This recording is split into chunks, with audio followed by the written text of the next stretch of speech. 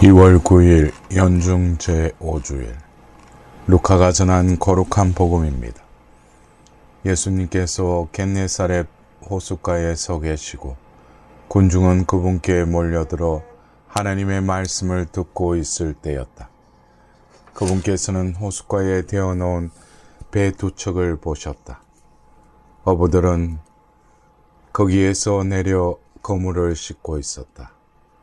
예수님께서는 그 두 배 사이에 시몬의 배에 오르시어 그에게 무태서 조금 저 나가 달라고 부탁하신 다음 그 배에 앉으시어 군중을 가르치셨다. 예수님께서 말씀을 마치시고 나서 시몬에게 이르셨다.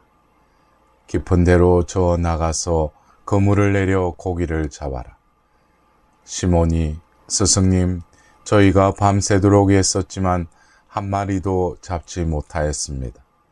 그러나 스승님의 말씀대로 제가 그물을 내리겠습니다 하고 대답하였다. 그렇게 하자 그들은 그물이 찢어질 만큼 매우 많은 물고기를 잡게 되었다. 그래서 다른 배에 있는 동료들에게 손짓하여 와서 도와달라고 하였다. 동료들이 와서 고기를 두 배에 가득 채우니 배가 가라앉을 지경이 되었다. 시몬 베드로가 그것을 보고 예수님의 무릎 앞에 엎드려 말하였다. 주님, 저에게서 떠나 주십시오. 저는 죄 많은 사람입니다. 사실 베드로도 그와 함께 있던 이들도 모두 자기들이 잡은 그 많은 고기를 보고 몹시 놀랐던 것이다. 시몬의 동업자인 제베데의 두 아들 야고보와 요한도 그러하였다. 예수님께서 시몬에게 이르셨다. 두려워하지 마라. 이제부터 너는 사람을 낚을 것이다. 그들은 배를 저어다 무태에 대어 놓은 다음 모든 것을 버리고 예수님을 따랐다. 사랑하는 형제 자매 여러분, 오늘은 연중 제5주일입니다. 오늘 독서와 복음에서는 예수님께서 사람을 부르는 장면이 나옵니다. 무엇보다 인간에게 있어서 알아야 할 것은 자신이 세상에 태어난 이유, 곧 천명입니다. 옛날 교리문답 첫 문제에서도 사람이 무엇을 위하여 세상에 났느냐 라는 질문을 적어 놓고 있습니다. 공자는 신살이 이르러 하늘의 명을 알게 되니 이후 예순에는 남의 말을 들으면 그 이치를 이해하고 일원이 되어서는 무엇이든 하고 싶은 대로 하여도 법도에 어긋나지 않는다고 말합니다. 심리학자인 융은 인간의 성숙은 높은 자리에 오르거나 큰 성공에 있지 않고 자기 자신이 되어감, 곧 자기하라고 설명합니다.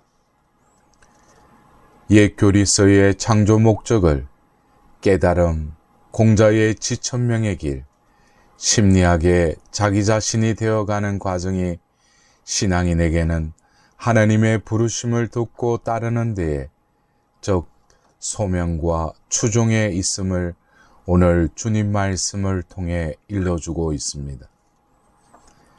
그런데 그 과정에서 세상의 방식과 하나님의 방식이 다릅니다. 일반적으로 천명을 깨달으려면 먼저 인간이 하늘 앞에 서야 할 텐데 성경 말씀에서는 하나님께서 인간 앞에 먼저 나타나십니다. 1독서에서는 주님께서 이사야에게 먼저 나타나시고 2독서에서는 다마스쿠스로 가던 바오로에게 주님께서 나타나십니다. 그리고 복음에서는 고기 잡던 베드로에게 예수님께서 먼저 다가가십니다. 이렇게 나타나시는 주님 앞에서 인간은 놀라움과 더불어 자신의 부당함을 절감합니다. 이사야는 큰일 났구나, 나는 이제 망했다 하고 두려워합니다. 바오로는 자신이 사도들 가운데 가장 보잘것없는 자로서 사도라고 불릴 자격조차 없는 몸이라고 고백합니다. 베드로는 예수님께 저는 죄 많은 사람입니다 하고 고백합니다. 하느님 앞에서 그 어미에 놀라고 다른 한편 우리 자신이 얼마나 부당한 죄인인가를 깨닫고 엎드릴 때 부르심이 시작되는 것입니다.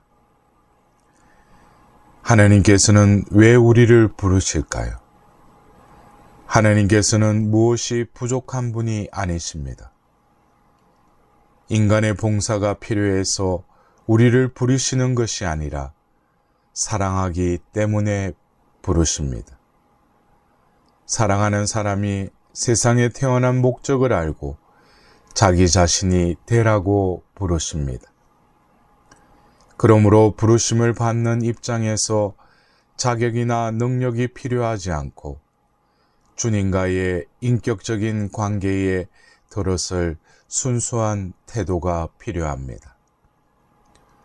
부르심을 따르는 길에서 우리의 부족함은 하나님께서 채워주십니다.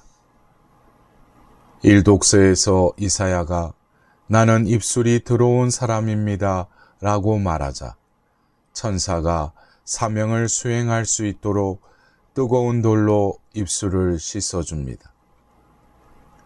복음에서는 고기잡이의 대가인 어부 베드로가 목수인 예수님의 말씀을 따르자 밤새 한 마리의 고기도 낚지 못했지만 대낮에 그물이 찢어지게 고기가 많이 잡힙니다.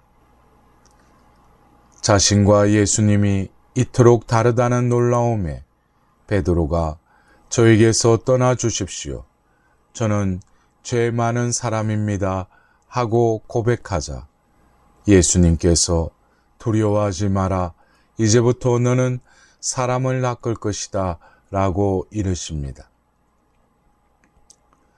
하늘이 주신 생명, 천명에는 뜻이 있어서 그를 깨달을 때 지천명을 이루듯 주님의 부르심에는 뜻이 있고 그 뜻은 곧 사명으로 드러납니다.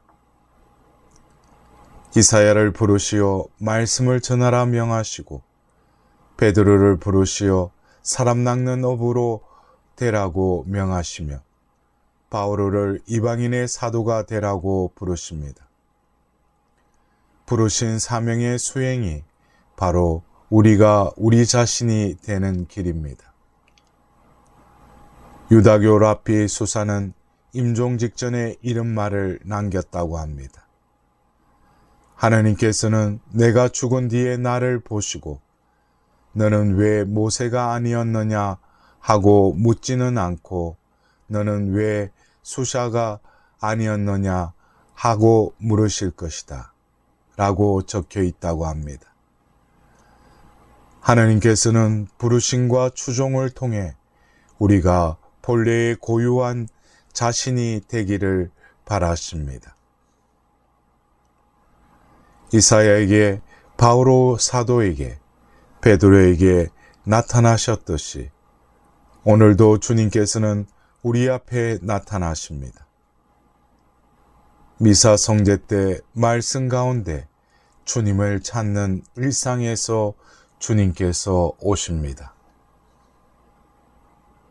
이사야와 바오로와 베드로처럼 그분 앞에 먼저 자신이 부당함을 고백하자 내 탓이오 라는 참회로 미사가 시작되듯이 주님 앞에 엎드릴 때 부르시는 말씀이 들리고 사명과 더불어 사명을 수행할 힘도 주시는 것입니다. 사랑하는 형제 자매 여러분, 그 부르심과 사명은 능력을 검증하거나 짐을 지우기 위함이 아니라 참으로 우리가 살아갈 이유를 깨달아 우리 자신이 되라는 초대인 것입니다. 이제부터 너는 사람을 낚을 것이다 라는 말씀은 생존을 위해 물고기를 낚던 삶에서 하나님께서 나를 창조하신 목적인 천명을 알고 그것을 이루는 삶으로 변화하라는 초대의 말씀입니다. 이제부터 너의 고유한 모습, 너 자신이 되라는 초대인 것입니다. 이 부르심을 듣고 어떻게 해야 할까요? 복음은 부르심을 받은 제자들의 모습을 이렇게 전합니다. 제자들은 배를 저어다 무태 대어 놓은 다음 모든 것을 버리고 예수님을 따랐다. 이번 한 주간도 하나님의 뜻을 추구하고 이루는 복된 나날 되시길 기원드립니다.